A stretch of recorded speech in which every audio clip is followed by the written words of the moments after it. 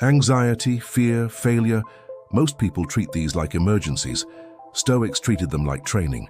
Not something to panic over, something to understand, endure and use. Because Stoicism isn't about pretending you're fearless, it's about refusing to be ruled.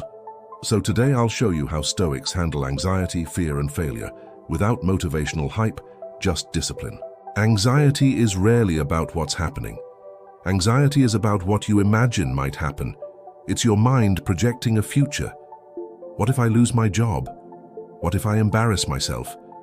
What if I fail again? What if everything collapses? Stoics had a simple response: return to the present, because the present is where your power is. A Stoic doesn't say, I need to feel calm. He says, I need to act correctly. Your body may feel anxious, your mind may race, but your character can remain steady. And here's a hard truth. Anxiety grows when your mind believes it must control the future. Stoicism teaches, you don't control outcomes, you control your conduct. So the question isn't, will everything go well? The question is, will I handle whatever comes with strength? Fear is natural. Fear is not weakness. But obeying fear, that's the problem.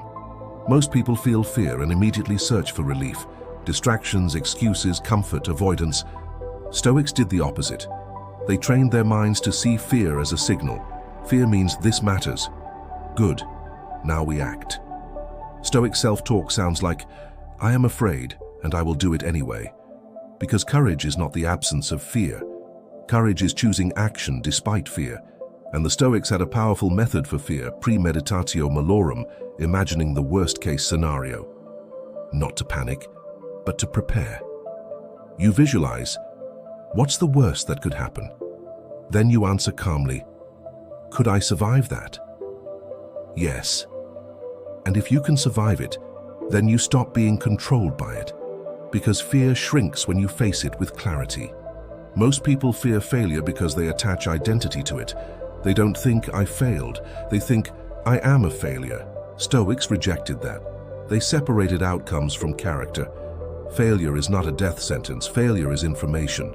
A Stoic asks, what did I do wrong? What did I underestimate? What will I do differently next time? Because the goal isn't to win every time, the goal is to become someone who can't be broken. A Stoic would rather lose with discipline than win with weakness. Failure becomes dangerous only when you add ego, denial, shame, quitting, blaming. Stoicism removes the drama. It replaces it with responsibility.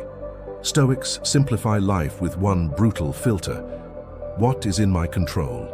Your control, your effort, your choices, your preparation, your response, your discipline. Not your control. Other people, outcomes, timing, luck, the past. Anxiety comes from trying to control what you can't. Fear comes from imagining pain and running from it. Failure hurts when you worship outcomes. Stoicism cuts through all of that. It says control your actions, accept the result, continue. Here's a simple Stoic routine you can use instantly. When anxiety hits, say, this is anxiety. Not danger, not prophecy, just anxiety. When fear appears, say, this is fear, it's normal, and I will still act. When failure happens, say, this is feedback, not identity, not shame, not the end. Then ask, what is the next right action? And do it. Small, quiet, disciplined. That's the Stoic way. The Stoic doesn't beg life to be easy. He trains himself to be strong. Anxiety, fear, failure, they don't disappear. But they stop controlling you because you stop negotiating with weakness and you start living by principle. If this helped you, write in the comments. What are you trying to control that is not yours? And don't forget to like and subscribe. There is more where this came from.